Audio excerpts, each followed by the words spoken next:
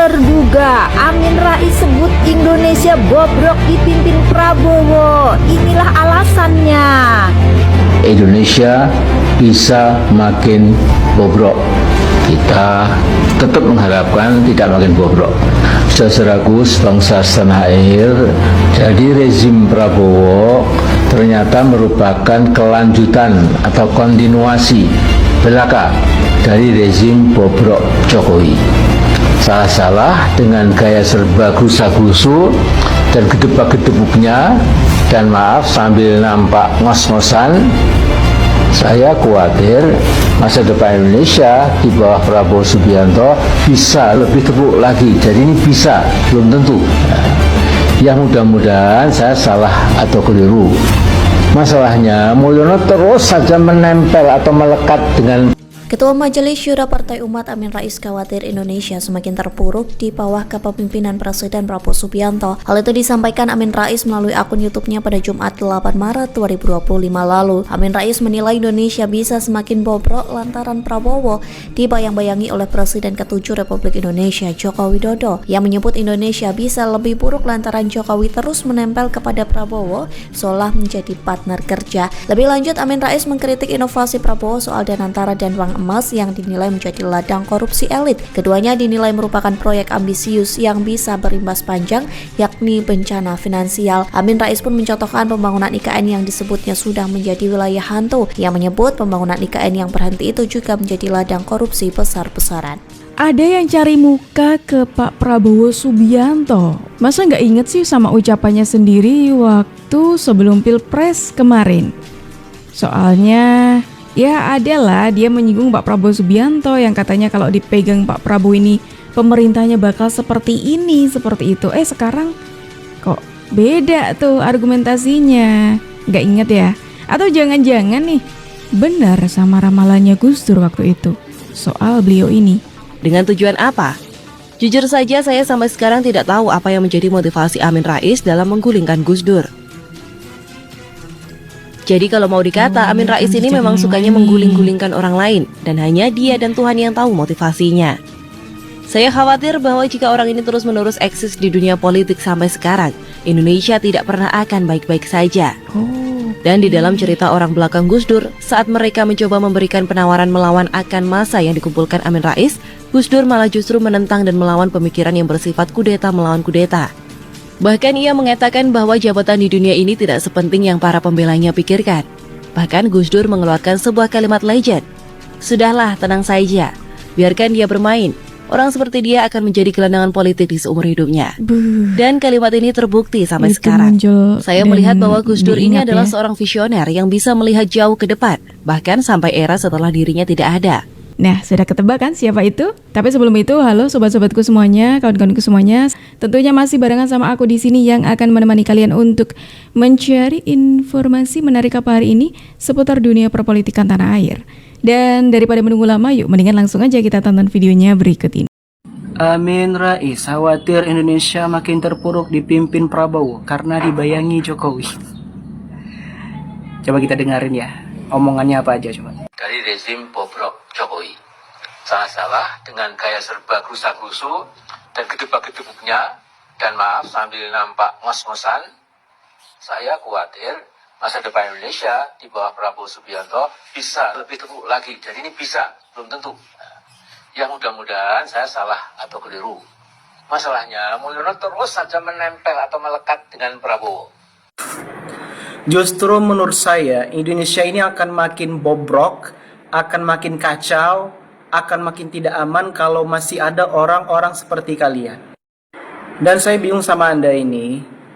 Sebenarnya Anda ini ada masalah apa sama Pak Jokowi? Dari kemarin nyindir Pak Jokowi terus, nyuruh adili Jokowi lah, penjarakan Jokowi lah. Sekarang Anda mulai lagi, berlanjut lagi ngatain Prabowo. Ya maksud saya, Anda ini kan udah berumur, udah kakek-kakek. Mestinya di umur Anda yang sekarang ini, Anda itu bertobat, banyak-banyak istighfar, banyak-banyak berzikir. Bukan malah nyindir, julid, apalagi bahasa Anda itu gerasa-gerusuk, gedebak-gedebuk. Itu bahasa apa itu? Anda bilang Prabowo ngos-ngosan. Ya Anda aja ngomong ngos-ngosan. Dan asal Anda tahu aja, umur-umur seperti Anda ini sudah diintai-intai malaikat maut. Dan malaikat itu kayaknya juga bingung. Kok tua-tua keladi, semakin tua semakin jadi, bukannya malah bertobat, merenungi kesalahan diri, dosa-dosa, malah nambah dosa, ngatain orang. Pokoknya kebijakan presiden apapun salah jadi mata Anda. Jokowi salah, Prabowo salah. Nanti siapa lagi presidennya kalau Anda masih hidup? Salah lagi. Yang benar itu ya Anda aja yang jadi presiden kan, itu kan maunya. Dan tadi Anda bilang Anda khawatir dengan masa depan Indonesia akan semakin buruk di bawah pemerintahan Pak Prabowo. Halo. Nggak ada hujan, nggak ada panas, dia malah memuji-muji gitu, seakan-akan dia tuh ada maunya gitu, ada udang di balik bakwan. Kalian tahu nggak, dia itu mengungkit-ungkit jasanya di saat dia mendukung Pak Prabowo 2 kali pilpres, dari pilpres 2014 sampai ke 2019. Bahkan dia mengatakan bahwa dia itu pernah menjadi tim pemenangan Prabowo Hatta di 2014 katanya. Dan berlanjut ke 2019 sewaktu Pak Prabowo berdampingan dengan Sandiaga Uno, masih dia ungkit. Ungkit masalah itu. Aduh, masuk kuni.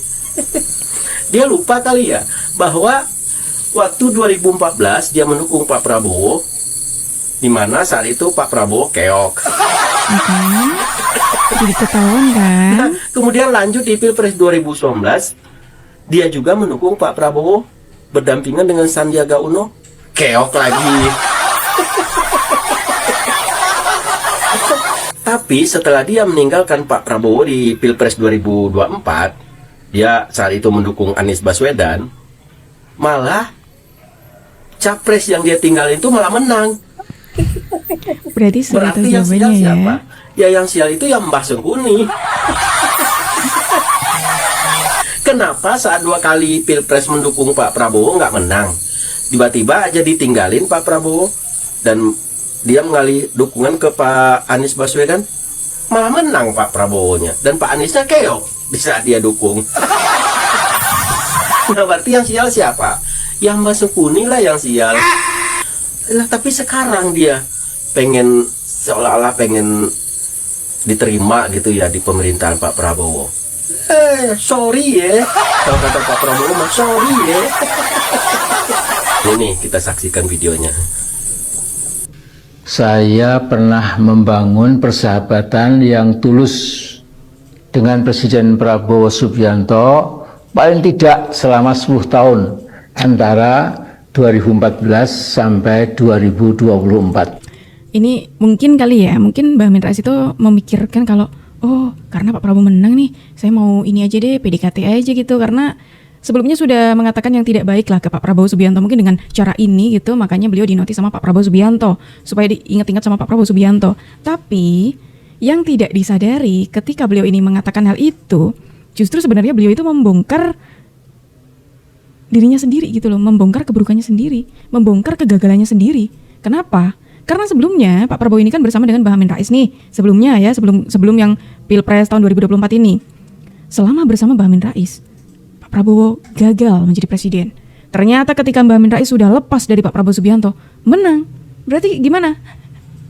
Berarti selama ini ya percuma aja gitu loh narasinya soal saya pernah membangun kedekatan dengan Pak Prabowo Subianto selama sekian tahun.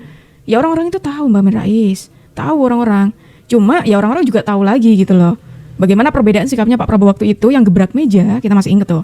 Yang gebrak meja dengan Pak Prabowo yang kemarin, Pilpres 2024. Beda, lebih adem sekarang ketimbang yang dulu, ya kan?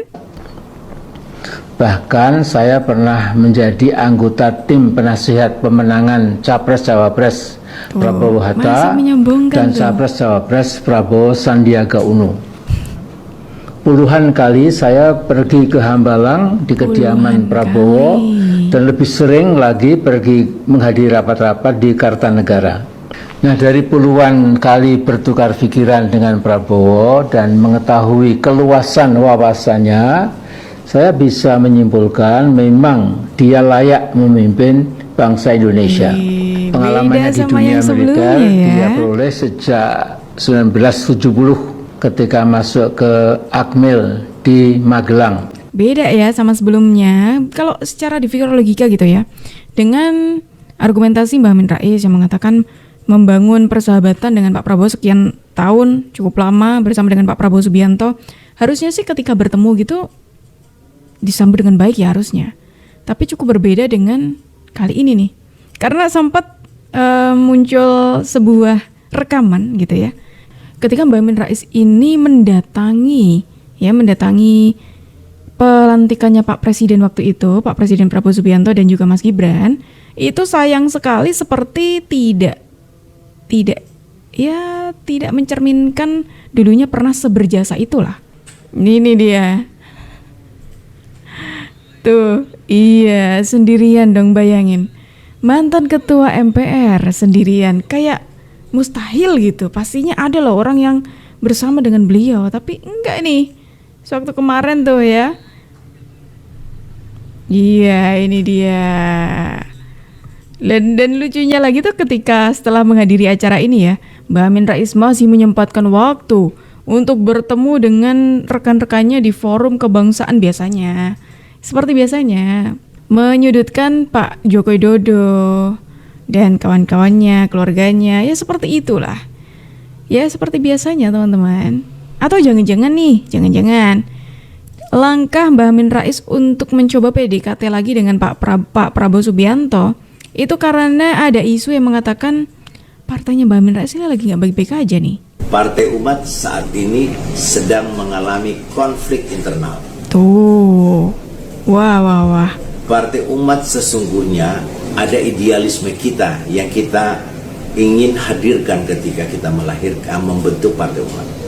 Partai Umat menjadi sebuah partai yang ingin mengisi kekosongan politik atau melakukan koreksi politik terhadap tata kelola partai-partai yang telah menjelma menjadi milik orang per orang atau milik keluarga tertentu, dan ini menjadi sumber kekuasaan keluarga tersebut dan juga menjadi sumber keuangan dari keluarga-keluarga tertentu.